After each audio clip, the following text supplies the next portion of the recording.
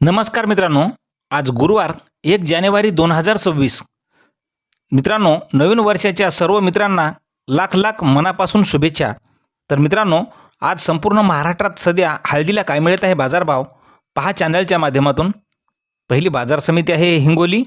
आवक आलेली आहे 1050 क्विंटलची. कमीत कमी दरम्याला 14,300 रुपये, सर्वसाधारण दरम्याला 15,595 रुपये, तर जास्तीच्या दरम्याला 16,890 रुपये. पुढील बाजार समिती आहे मुंबई. लोकल हळदीला आवक आलेली आहे 97 क्विंटलची. कमीत कमी दरम्याला 18,500 रुपये, सर्वसाधारण दरम्याला 20,750 रुपये, तर जास्तीत जास्त दरम्याला 23,000 रुपये. पुढील बाजार समिती आहे सांगली. राजापुरी हळदीला आवक आलेली आहे 60 क्विंटलची. कमीत कमी दरम्याला आहे 13,950 रुपये, सर्वसाधारण दरम्याला 15,500 रुपये, तर जास्तीच्या दरम्याला 18,000 रुपये. पुढील बाजार समिती आहे नांदेड.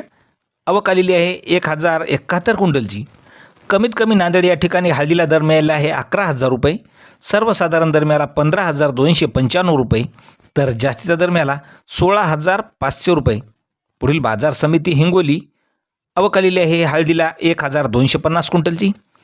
कमीत कमी दरम्याला 14,000 रुपये, सर्वसाधारण दरम्याला 15,250 रुपये, तर जास्तीच्या दरम्याला 16,500 रुपये.